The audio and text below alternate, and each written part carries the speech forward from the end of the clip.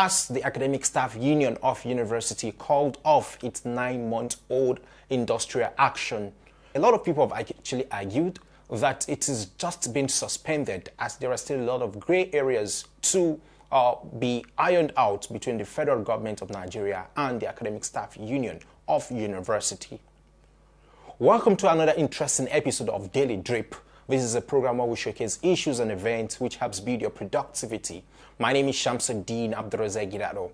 We'll be looking at the 2021 budget, which was just passed some few days back by the National Assembly, the joint session of the National Assembly, and what it has for the education sector.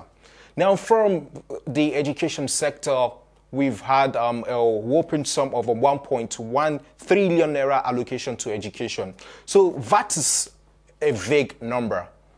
But then when we now dive into what it entails and what is allotted to what, you'll get to know how interesting this particular statistics is.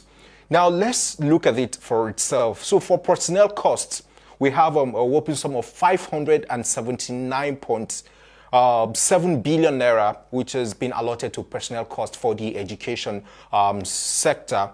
And we have overhead costs, which is the running of the day-to-day activities of the Federal Ministry of Education. We have about 35.4 billion naira as overhead costs. Then we have for capital expenditure, we have 127.3 billion naira for capital expenditure for the ministry. Then overall, we still have about 65.3 billion naira for the Federal Ministry of Education.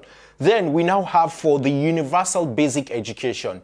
Yes, the Universal Basic Education Board, and that is the Universal Basic Education Commission. UBEC is the federal government agency that sees to the day-to-day running of basic education in Nigeria.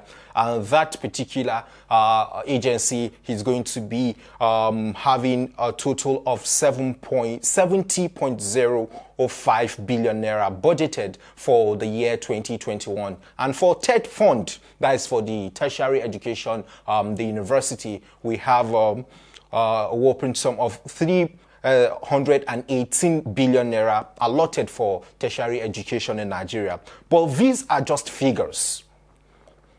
Yes, but if we want to look at the real crux of the matter, we have only 5.6% of the total budget.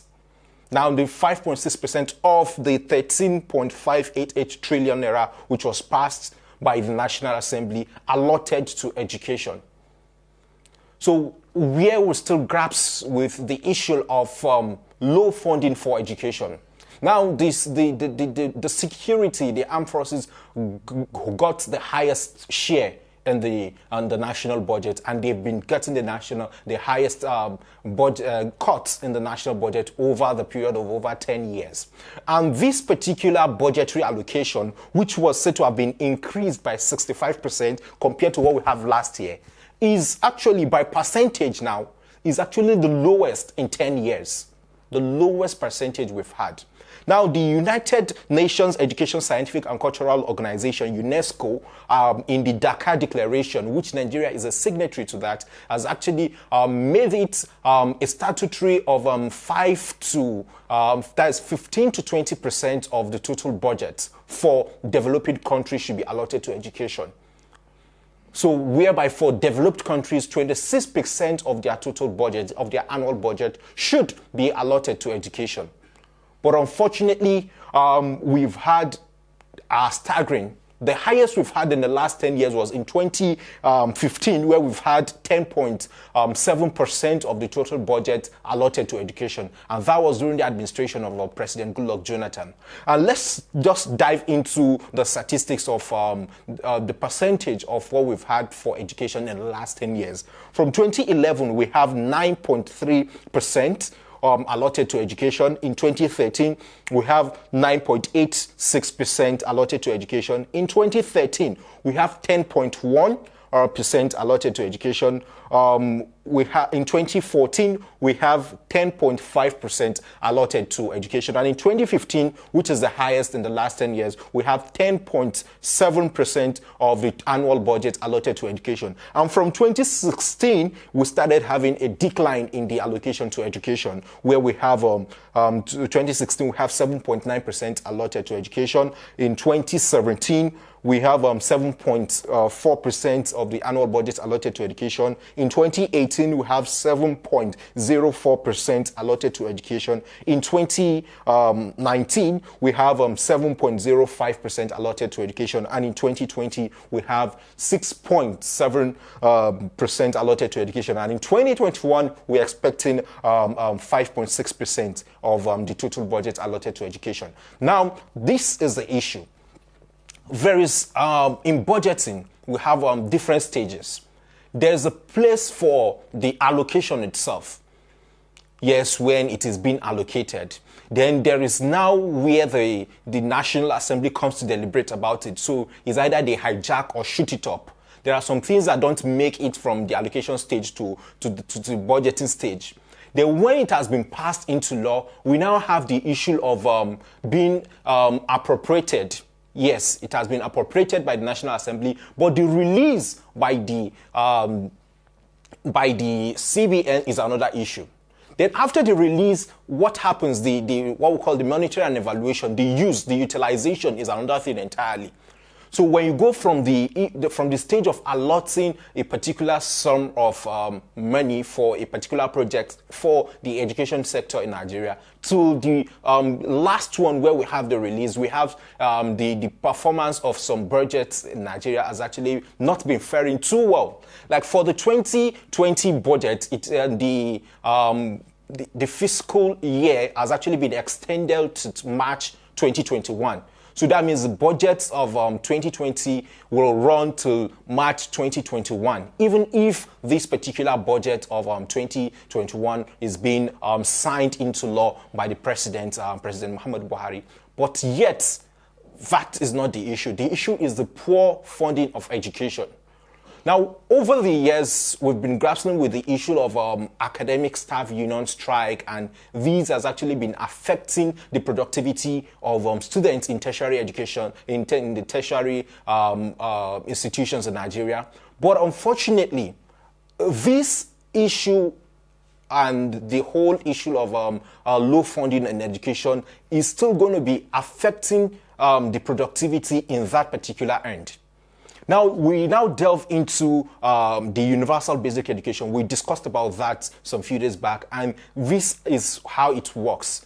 There is usually budgetary allocation for the basic education in Nigeria, but we've had a situation whereby either the state government or, yes, basically the state government, or maybe there are some bureaucracy that didn't make them to actually access this fund. And the tail end is that the education system in Nigeria always fall short of all these issues. And who suffers is a child of a poor man in a village far away far away in somewhere in Uburu, in Ohazara local government area of Ebonyi State, where children still take their stood to go to school, to learn. That is how poor the basic education in Nigeria is. It might interest you to know that if you go to Nigerian universities, the universities, which is said to be the hallmark of education globally, Nigerian students still sit on the floor to learn in this 21st century. That's how comatose our education system is in Nigeria. And analysts have actually argued that there should be increased funding for education over the years. But unfortunately, with this current budget of 2021, there seems to be no end in sight for the increased budgetary allocation for education. Even when the federal government is coming to tell us that there is increase of 65% compared to what we have last year, yet we still have not been able to meet up with the target of what we've had. So these are issues that we're expecting that's the forecast that we're expecting in the year 2021. So we just hope that things will be done. If not, we might still be running a rat race in this place called Nigeria. This is what we have for you today on Daily Drip. We hope you get more value from what we've just analyzed on the expectations from the 2021 budgets on the education sector. So you can also still have access to the federal scholarship of the federal government through the Federal Ministry of Education by going to the website of the Federal Ministry of Education to have more details about it. And if you qualified, you can actually benefit from such. So that's all what we have for you today. Many thanks for watching. You can still get catch-up replay of all our previous episodes on Daily Drip on iMedia TV, on all our social media handles at iMedia TV, on YouTube, Facebook, Instagram, and Twitter. My name still remains Shamsudeen Abdurazak. Thanks you for watching. A technically faulty events coverage is no value for money.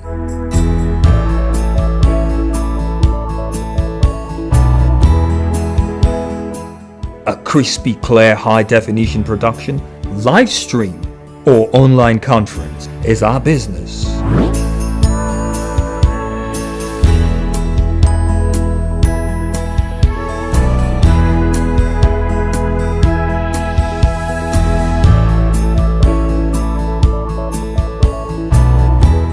iMedia Communications, the final frontier for video production services.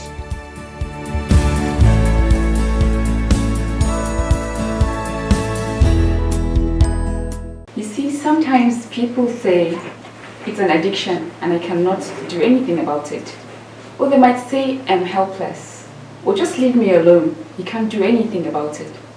These are some of the situations we find ourselves in. Assalamu alaikum wa rahmatullahi wa barakatuh. Welcome back to another episode of the show Deen and Dunya. My name is Rahma Mustafa Ghani, and as usual, I'm going to be your host. So I have with me today in the studio a special guest. She is the CEO of Mumtaz Wellness Center.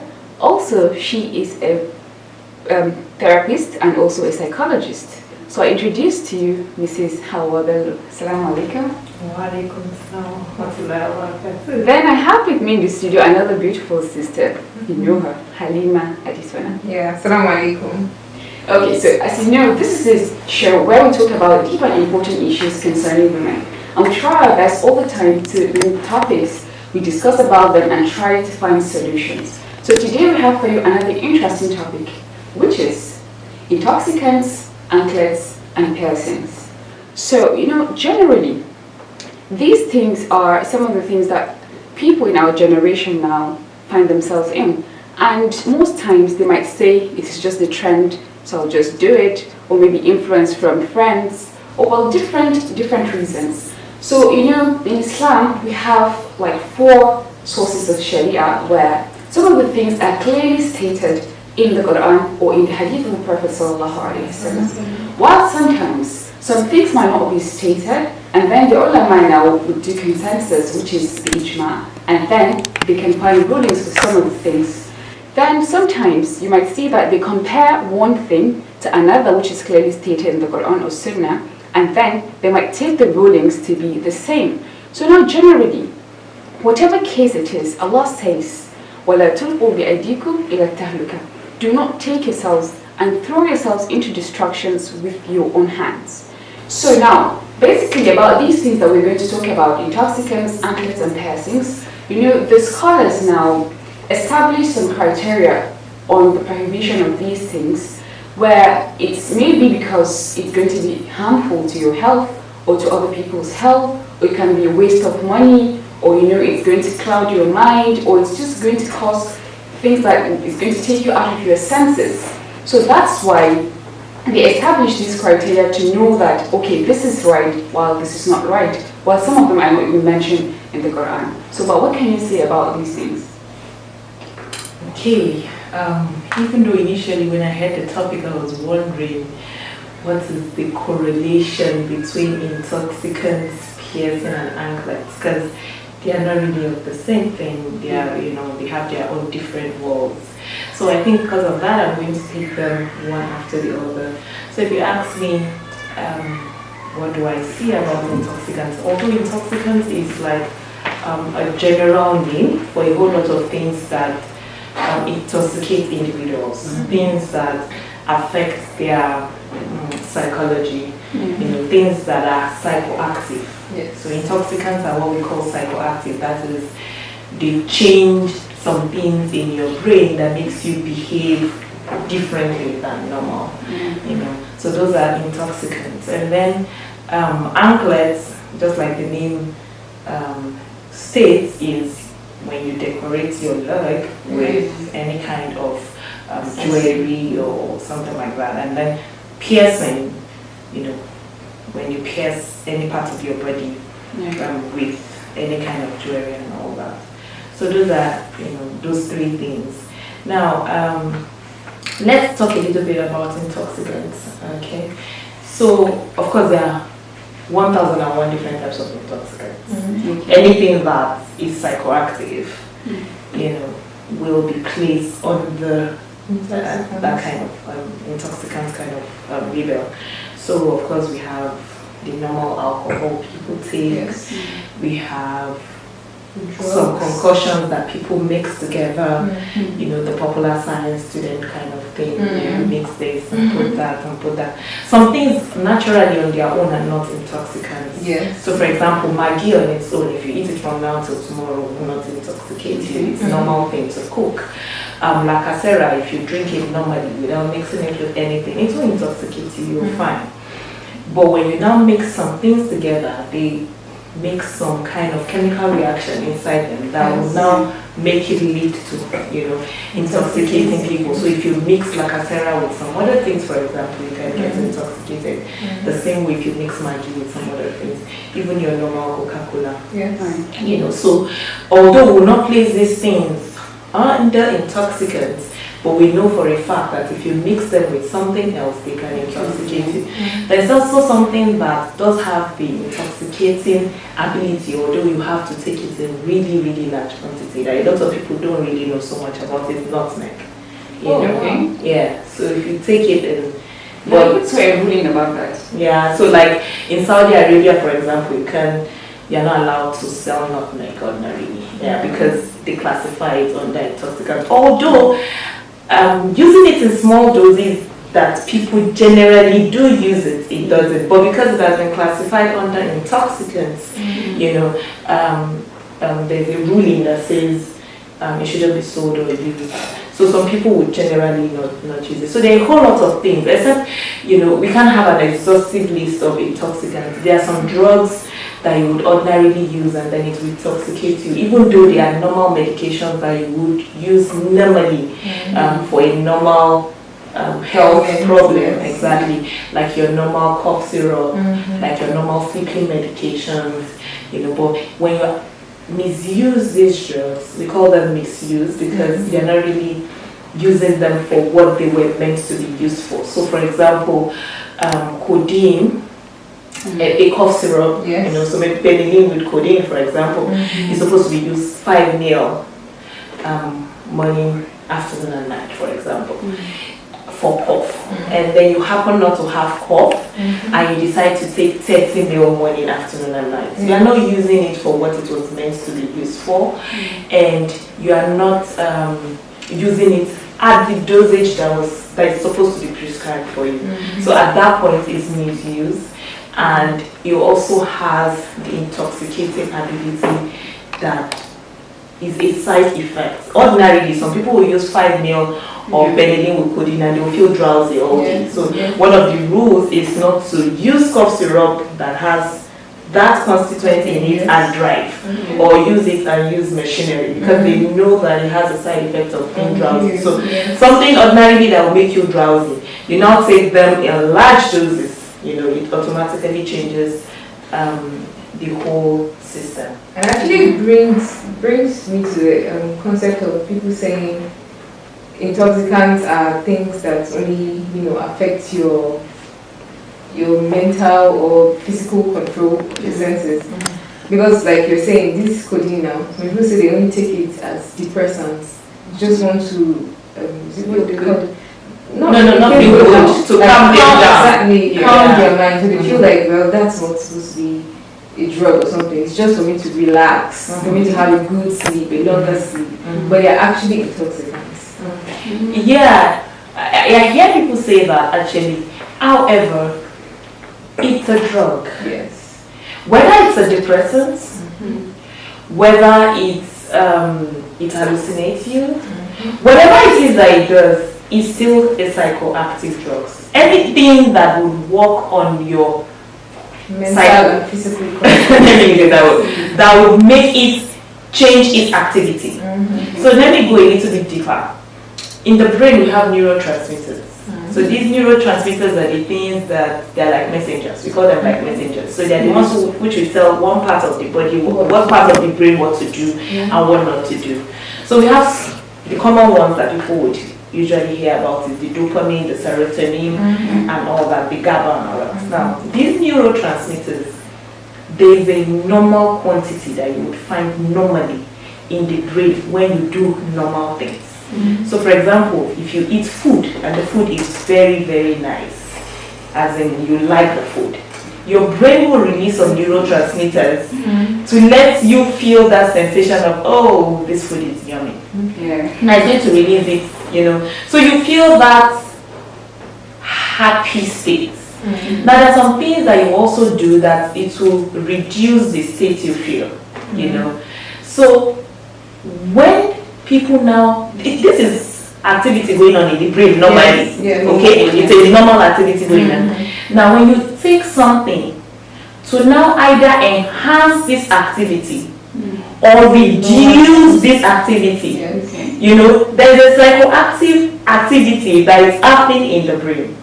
And so if I take codeine and I said it's a depressant, okay, I'm actually reducing something that is normally supposed to be found in the brain at that particular point. So I'm blocking some neurotransmitters from doing their work, or I am releasing some neurotransmitters to do their work excessively. Does that make sense? Yes. So it's still a drug. It's still a psychoactive drug because it's having an effect in the brain.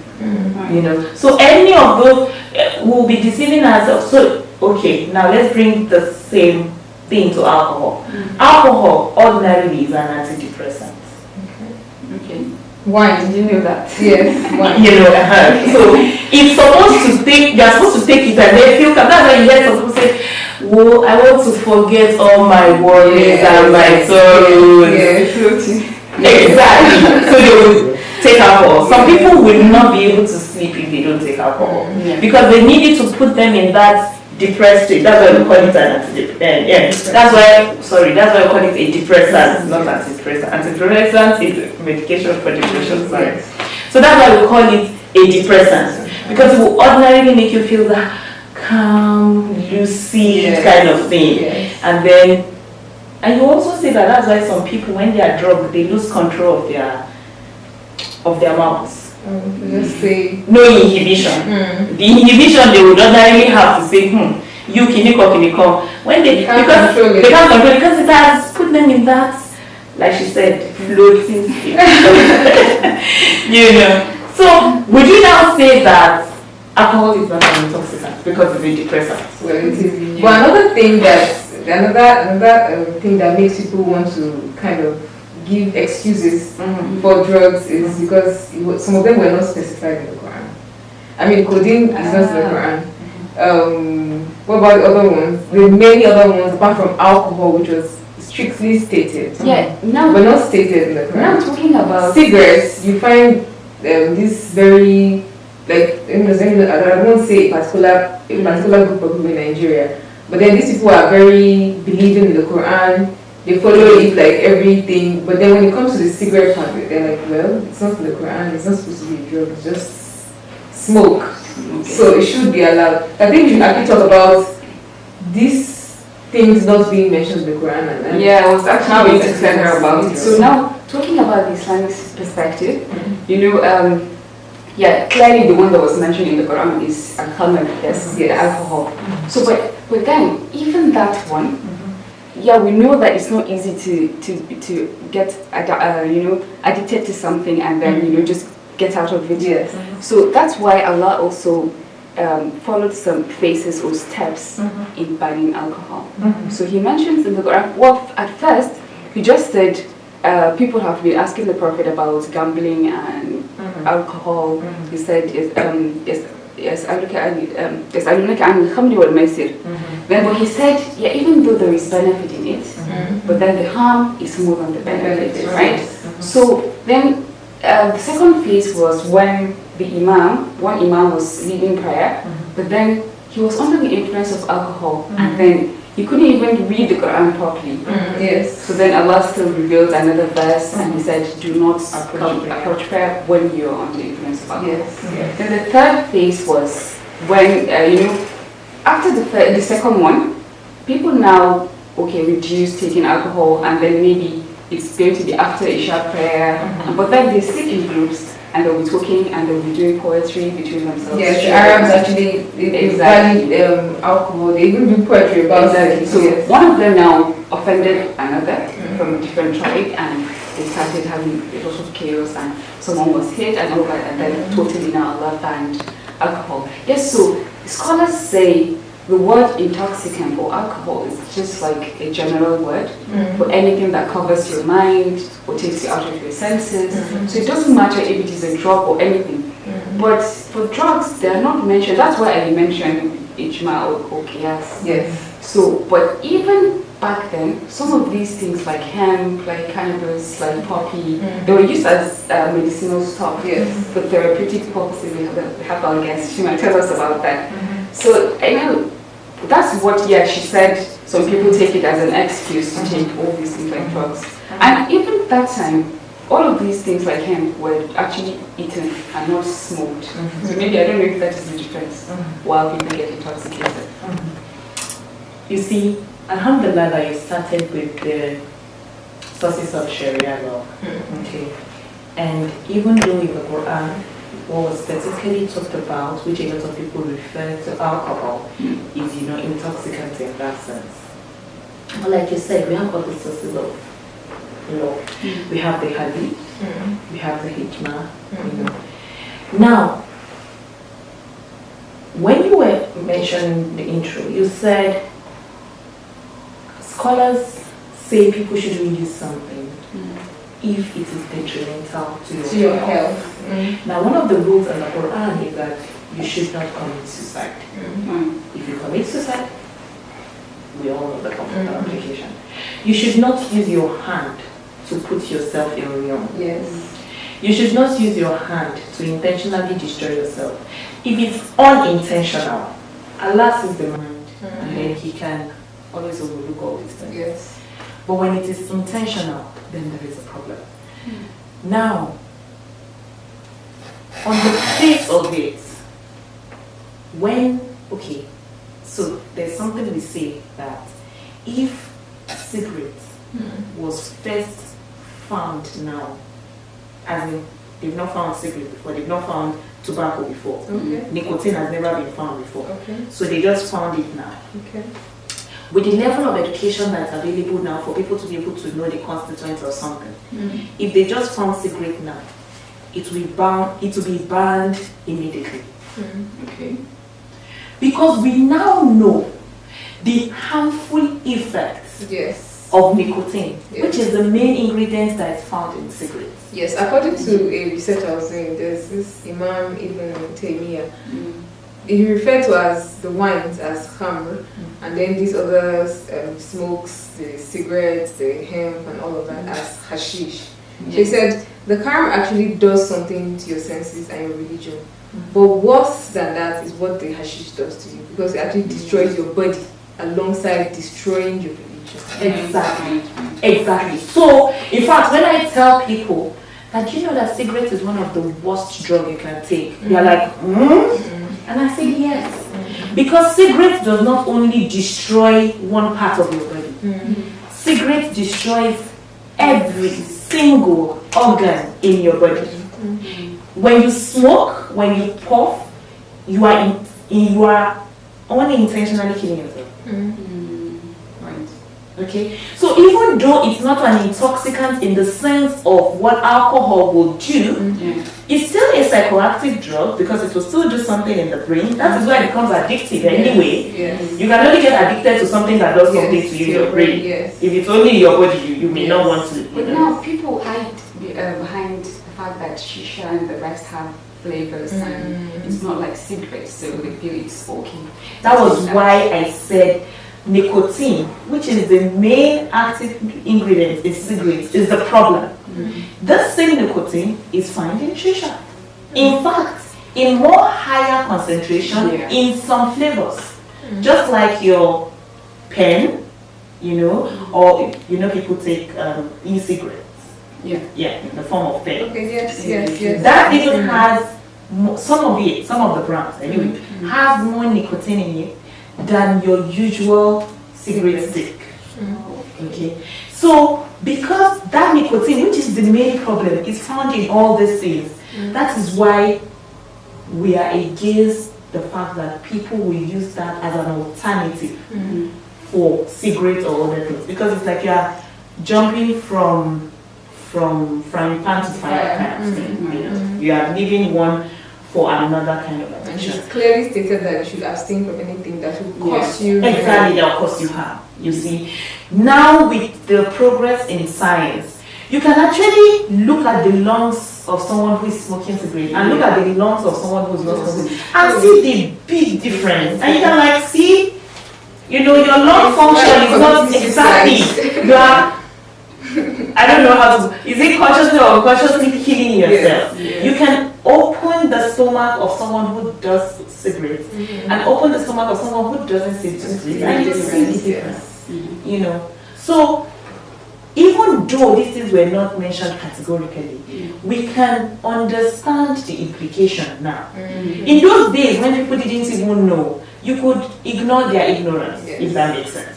But now that we all know, we know that this is not something we can ignore. And so it's a whole lot of other drugs that you mentioned. These things destroy your body. This thing destroys your soul. This thing destroys your mind. It destroys you spiritually. It destroys you. The thing is, one of the criteria that we use to even look to test addiction is the way it affects your social relationship. So it destroys your family, it destroys your children, it destroys your friends, it destroys those relationships. Which are very beneficial to you. Why would one want to continue to do that? Now this is getting interesting. Dear viewers, it's still the show Dean and Dinia, and the topic is intoxicants, anklets, and piercings. We'll now take a short break and we'll be back inshallah. Stay tuned. In the 21st century, you are not limited by your geographic location. With an effective use of media and the internet, you can speak to billions of potential customers at a go. Invest in advert and broadcast to generate brand loyalty and company traffic. iMedia Communications is here to help you produce and broadcast promotional videos for your businesses fashioned just for you. We offer services in video production to clients from startups to businesses, NGOs, and government agencies with a focus on advertising, marketing, and documenting. Contact us today to keep your business at the top of your customers' mind, attract new people, and keep them up to date on your products and services. We are at the forefront of event coverage and live stream of your special occasions. When you think of video production and live stream, think iMedia. Contact us at www.imedianigeria.net or info@imedianigeria.net or dial 0810-450-8155 or 0816-681-5377. At iMedia Communications, we don't give excuses. We simply get the job done in style. Dear viewers, it's still the show Dean and Dinya, and the topic is intoxicants, anklets, and piercings. So we were talking about intoxicants. Now let's move to anklets and piercings. So, these things actually, even the rulings in Islam are not straightforward. Yeah, so, but then some scholars took a verse from the Quran that says, was actually talking about women, and it says, وَلَا يَضْرِبْنَ بِأَرْجُلِهِنَّ لِيُعْلَمَ مَا يُخْفِينَ مِنْ زِينَتِهِنَّ, that they shouldn't stamp their feet so that whatever they're wearing of adornment is going to be revealed. So that was talking about maybe some accessories like anklets. Maybe some people wear one or two, or actually it makes sounds. And so, but some of the scholars said the ruling is based on the action, that is the sound, and not the anklet in particular. But then in some societies, it's considered that these things are used by people who are immoral or evildoers and all that, and so that's why they say it's prohibited. Or if the purpose with which you use it for is maybe it's going to expose your aura, or someone's going to see your aura, it's not, or it's for non-mahram, not for your husband or something, so they feel it's haram. So what can you say about that? Interesting. Okay, anklets and piercings. Taken from the Quran verse of, do not display your adornments and all. And then, just like you have said, the noise and all. I personally don't see the piercings and the anklets as the problem. Okay. I see the showing of it to the public as the problem. Okay? So there are 1001 anklets you can wear that doesn't make noise. Beads are worn as anklets and they don't make any noise. And then you're wearing your socks, you're wearing your clothing that is covering everything. Yes. No one knows you are putting an anklet except your family.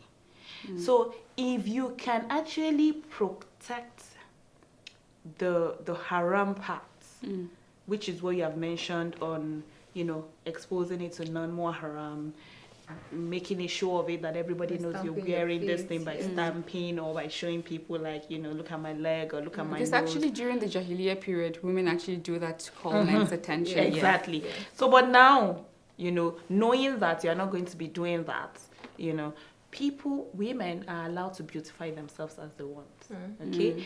But they should make sure that they fulfill the rules and regulations that do not make them go outside of the boundaries. So for me, like for example, if you use one link chain, it won't make noise. If you use beads, it won't make noise.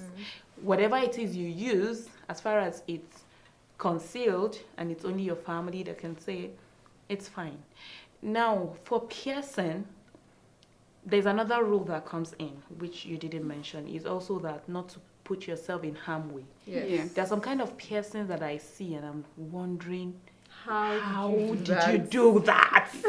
What did you have to go under anesthesia to get that done? Like, I'm sure you went through surgery or something. You see, when people pierce, their tongue, actually some researches show that even just the lips or the tongue, there is negative effect, health effect. Exactly. So if it's not properly done, you could go into you could get infected, you could have abscess and all that. So for me, I'm like, well, no matter the beauty, would you want to put yourself into so much pain and trauma and all?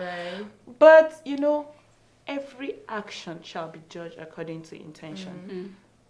If your intention is right by Allah, Allah is the only one who can judge. Now, if your intention is not right by Him, Allah is the only one that can judge, But whatever piercing you're doing, since it's an adornment, since it's a beautification, make sure that you don't kind of expose it to people who are not supposed to see it. Whether it's ear piercing, nose piercing, belly button, all sorts of ones that are not so painful, people. So for me, I don't see anklets and piercings as a problem, except if, like I said, you go outside of those rules. And except I've not come across any ruling that it's bam, you can't use it at all. Yeah. I've not seen. Yeah, but that's why they say it's normal. You can do it in the normal places, like the ears, the nose, because even during the time of the Prophet, women normally do that. So, but then they actually said, okay, if it is going to harm you, yes, or if you're going to imitate the evildoers or the kuffar and all that, yeah, but I think that's where intention comes in, because if I even piercing ears. More than the act of doing it, it is the it's the intention, yes. actions and intent. What you do with it. Exactly. I mean, calling men's attention with it is already bad. Or maybe you want to represent the particular hippie hop kind of yes. So or making a fashion statement. It's So it's about the intention. Actions and intention. And again, I think it's overdoing it too should actually be talked about, because you see some people who have pierced the whole ears. I mean, you can pierce one or two, but why do you have to go like like all round? Then you see nose piercings, you see the tongue, you see here. At the end of the day, it does. I mean, it's supposed to be for adornment. At the end of the day, you're looking like a weird person. You see, when you were saying it, I was smiling because the question I'll ask is, who dictates when it's too much? When it's too much is a subjective thing. Yeah. Having only one may be too much for me. Okay. And it's okay for you. Okay. Yeah. Having 3 may be out of the way for me. But how about having it on the face? Is that not too much? Who says it's too some much? people, Too much is a subjective thing. Just like when you eat food, 1 wrap of pounded yam may be too much for one person. Yeah. Another person will eat 3 inside their tummy and it's not too much. So it's a subjective thing. So for somebody, having it all around the ear, it's not too much. In fact, it's, so I don't, and because that is also not a criteria that I know of in the Sharia, I'm careful for us not to put that as a criteria to say well, it's I too think much. my overdoing would mean already causing yourself harm or something. I mean, If you put it everywhere and it's not paining you, then that's fine. That's fine. How about if it's disfiguring your skin, or maybe if I don't see that develops disfiguring, moles or something? if it develops mole and I decide to remove it, it depends on the person. It depends on, and if I cover it, I wouldn't even know there's a mole there. So. Well, the faces, you don't cover the faces. People cover their faces. Well, the ones that do it now don't cover their faces. The ones who have it here, the ones who have it on a the lot tongue. of people who have it there cover their faces. Trust me. Yeah. People, so they cover it. Okay. Sometimes I think it's based on the culture or the society. Exactly. It's normal yes, to some, and to some it's not normal. Exactly. Yeah, and so that's why it's advisable for people to not judge people based on what they see. Exactly. Or based on just ethnicity or something. Because it's a subjective thing. Until Look, if you see the Somalians, yes, they do a lot of piercing. you'll be like, Really? these people from the bush. It's just normal for them. And it's normal for them, even from birth, they do that. But the African culture tends to see it as something the prostitutes do. That's but over there, it's not the prostitute normal. that Yeah, it's normal. exactly. Even the septum piercing is normal for them. It's not anything. So culturally, if a Somalian were to come to Nigeria now and then you're judging Look her, at her strangely. you'll be the one sinning. Yeah. Not the other way around. Yeah. So, dear viewers, it's still the show Dean and Dinya, and the topic is intoxicants, anklets, and piercing. So we have our guest, and now we'll ask her to give us her advice about these things. So, what do you think? I think we've said it. Do whatever you want to do, as far as it's halal, and as far as you've made sure that your intention is good, so you can go ahead with your piercings, go ahead with your anklets. How about intoxicants? But for intoxicants, if you've never taken intoxicant before, I plead with you, don't even try. Now, if you're taking and you already have an issue with it, seek treatment. And the earlier you seek treatment, the better, because addiction has levels. There is the mild addiction, there's a moderate, and there's a severe. Now, usually when it has gotten to the severe stage, it's always pretty difficult to treat, even though it's treatable. But it's a chronic mental health issue. Like when you have a chronic physical health issue like diabetes or hypertension, something that you have to constantly be watchful of treatment. So the earlier you seek treatment, the better for you. Now, you can even start with self-help. treatment. There are a whole lot of smoking cessation books, alcohol addiction books. There are a whole lot of books that you can read to help you, and then you can now seek a professional to consolidate your efforts. So these days, thank God, we are having a whole lot of coaches, counselors that can even help you. Now, if it's now a moderate or severe addiction, then you definitely want to see a specialized professional like a psychotherapist or a psychiatrist or something, because sometimes for some people they will need to be put on medication to help them against their addiction. So for me, I would say, if you use an intoxicant, stop cold turkey. When I mean stop cold turkey, it's just stop. But if you find it difficult, so like people who use cigarette, for example, can stop cold turkey depending on the kind of the number. So you can just decide to say, okay, from today I'm not using anymore, and they just stop. A whole lot of people. How about the withdrawal symptoms? They will have it, but they'll be fine. They will cope with it. They'll be fine. So some people can't stop cold turkey. Now, if you stop cold turkey and you're finding it very difficult, so your withdrawal is a problem, your craving is becoming something else, you're having tolerance issues and all that, then seek professional help. Sister Halima? Yes, for me, anklets and piercings, I'd say it's good. I don't have anything against it, but I still believe moderation is key. I mean, it is clearly stated that you should not do anything that puts you in ruin or puts you in harm's way. So for me, moderation is key. As long as it doesn't affect you, you can go ahead. But for intoxicants, it's a no-no. It's clearly stated in the Quran and supported by the Hadith and all other rulings that anything that affects your physical, your mental control of yourself is highly prohibited. So yeah, that's it. Okay. Yeah, but I think another important thing is, sometimes people are just out there to tell you the rulings or to like abuse people who do that or shame them, or maybe sometimes even stigmatization. We know that people that are addicted to some things or that are doing some things that are bad, it's not easy for them to leave that thing. Or maybe they're even trying, and people are just there to judge them. That is not right. Whatever you have to do about this, just know that Allah can test anyone. This is a test, and you're a potential. Allah can just turn everything around and test you too. So please, whatever you can do about it, just encourage them, help them out, or even pray for them. Because anyone who does these things and is trying to get out of it, Allah says, whatever you do, whenever you transgress any limit, any boundaries of Allah, Allah is always there to welcome you if you are going to repent sincerely. So may Allah help us all and guide us all. You can join us in the comment section for your opinions, your topics that you might want us to discuss, and also some questions if you have. And inshallah, we'll continue to bring interesting topics for you. My name is Rahma Mustafa Ghani. Assalamu alaikum wa rahmatullah. Wa alaikum salam. A technically faulty events coverage is no value for money.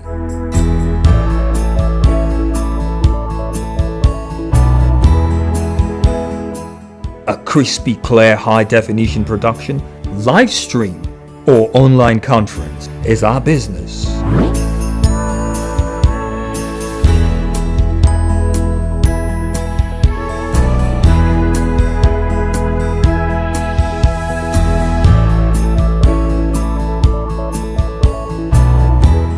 iMedia Communications, the final frontier for video production services.